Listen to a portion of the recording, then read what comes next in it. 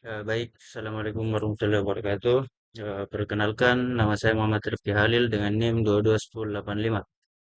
Kali ini saya akan membahas tentang PPT analisis dan mitigasi serangan phishing berbasis malware Android, studi kasus modus penipuan undangan, risiko read, dan surat tilang. Tugas ini ialah proyek akhir keamanan jaringan. Adapun agenda presentasi, struktur pembahasan dari awal hingga akhir. Yang pertama itu latar belakang dan definisi. Yang kedua studi kasus nyata di Indonesia. Yang ketiga anatomi serangan, bagaimana cara kerjanya. Yang keempat bahasa izin aksesibilitas. Yang kelima solusi langkah dan mitigasi. Dan yang terakhir adalah kesimpulan. Baik, kita lanjut ke slide berikutnya. Adapun latar belakang masalah. Mengapa ancaman ini menjadi begitu relevan saat ini?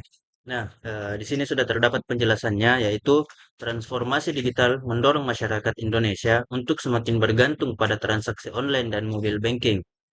Kemudahan ini sayangnya tidak diimbangi dengan literasi keamanan digital yang merata, menciptakan celah keamanan yang besar. Pelaku kejahatan cyber memanfaatkan celah ini dengan teknik rekayasa sosial menargetkan psikologi pengguna, bukan sistemnya. Selanjutnya, adapun definisi kuncinya yaitu memahami dua istilah utama dalam serangan, yaitu yang pertama adalah phishing, yang kedua ada malware APK.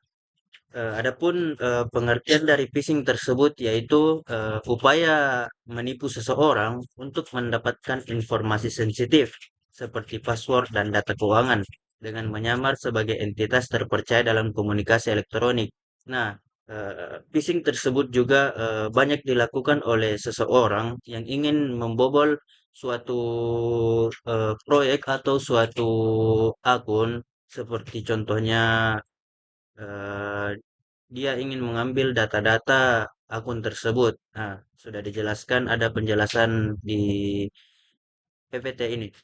Nah, yang kedua yaitu malware APK, aplikasi Android berbahaya.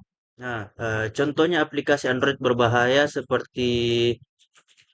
contohnya yaitu seperti link-link yang biasanya seseorang yang kirim melalui sosial media kita. Nah, bahayanya malware APK ini yaitu untuk merusak perangkat, mencuri data, atau memberikan kontrol jarak jauh kepada penyerang setelah diinstal. Slide berikutnya, adapun modus operandi yang marak, berbagai samaran yang digunakan pelaku untuk menipu korban, yaitu yang pertama contohnya ada undangan digital. Nah, undangan digital ini sangat banyak digunakan oleh penipu-penipu. Karena kenapa? Dia menggunakan undangan ini sebagai promosi.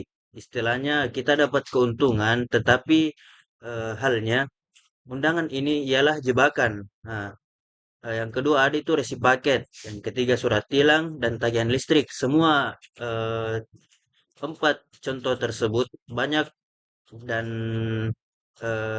hampir rata-rata penipu menggunakan cara ini karena cara ini juga sangat gampang digunakan bagi penipu tersebut.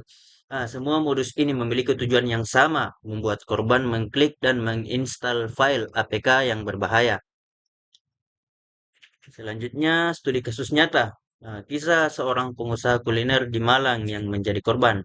Eh, Bisa kita lihat sendiri di PPT ini, yaitu seorang pemilik usaha di Malang, Jawa Timur kehilangan 1,4 miliar dari rekening banknya. Nah, modus modus ini dimulai ketika korban menerima pesan WhatsApp dari nomor tak dikenal yang berisi file APK dengan nama surat undangan pernikahan. Nah, setelah mengklik dan menginstal aplikasi tersebut, pelaku dapat mengambil alih kendali mobile banking korban, menyadap OTP, dan mentransfer seluruh dana. Kasus ini menjadi pengingat nyata betapa dahsyatnya dampak dari satu klik yang salah. Nah, dari studi kasus ini, kita dapat menyimpulkan bahwa eh, berbagai macam modus penipuan sudah banyak studi kasus yang nyata terjadi. Nah, contohnya pengusaha kuliner di Malang ini, eh, perkara dia dikirimkan eh, file APK dengan modus surat undangan pernikahan maka dia tertipu sampai kehilangan dananya 1,4 miliar dari rekening banknya. Selanjutnya, dampak kerugian yang ditimbulkan tidak hanya finansial, tetapi juga melanggar privasi korban. Contohnya finansial, data pribadi, penyebaran berantai. Nah, finansial itu seluruh saldo rekening bank dan e-wallet terkuras habis. Tidak ada yang tersisa sedikit pun.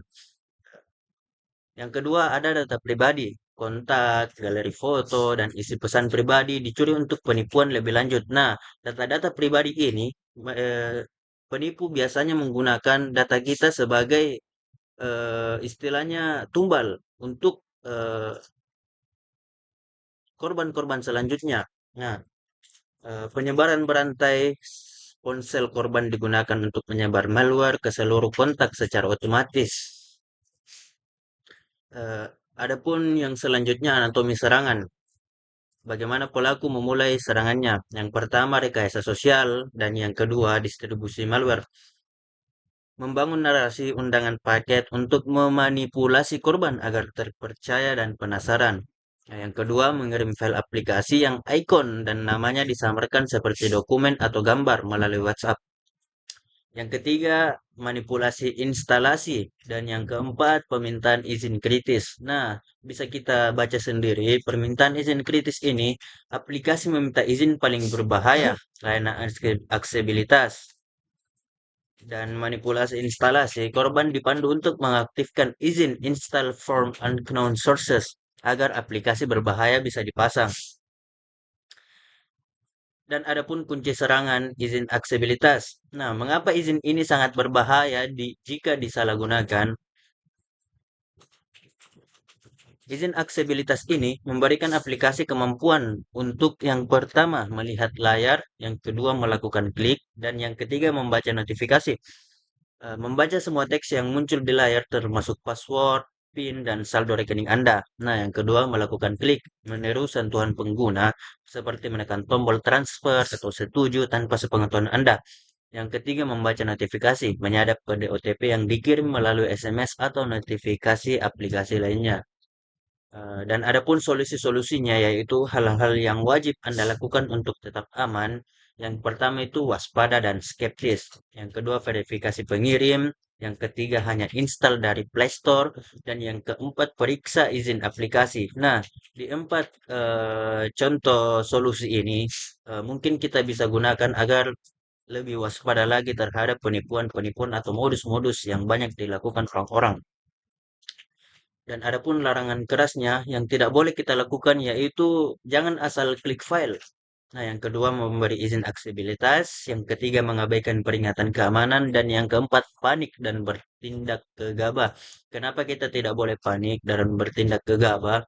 Karena jikalau kita panik, semua akan istilahnya mengikuti instruksi penipu. Jika Anda merasa ada yang aneh, otomatis kita penasaran dan kita mencobanya. Maka dari itu jangan panik dan jangan bertindak gegabah. Dan adapun langkah darurat jika terinfeksi, panduan langkah demi langkah jika Anda terjalur menginstal malware. Yang pertama segera matikan internet, yang kedua masuk ke safe mode, yang ketiga uninstall aplikasi mencurigakan, yang keempat hubungi bank, yang kelima ganti semua password, yang keenam factory reset, opsi terakhir jika perlu. Nah, opsi terakhir ini jika perlu. Selagi kita masih bisa menggunakan 5 opsi tersebut, maka gunakan 5 opsi tersebut dahulu. Jika sudah tidak bisa, maka gunakan opsi terakhir yaitu factory reset. Reset semua aplikasi yang ada di ponsel Anda. Dan adapun peran ekosistem digital, yang pertama platform Google, yang kedua perbankan, dan yang ketiga pemerintah dan aparat. Dan adapun yang terakhir kesimpulan dan rekomendasi. Ancaman phishing ini mengeksploitasi kelemahan manusia, human error, bukan kelemahan sistem. Solusi paling efektif adalah membangun benteng pertahanan diri melalui peningkatan literasi digital dan kewaspadaan pribadi yang berkelanjutan. Singkatnya, kita harus lebih percaya kepada diri sendiri dan selalu mempertahankan diri agar tidak mudah tertipu oleh penipu-penipu yang menggunakan modus-modus yang diberikan kepada kita. Mungkin itu saja penyampaian Dari PPT saya, cukup sekian yang bisa dapat saya sampaikan. Kurang lebihnya mohon dimaafkan. Wabillahi taufiq wal hidayah. Wassalamualaikum warahmatullahi wabarakatuh.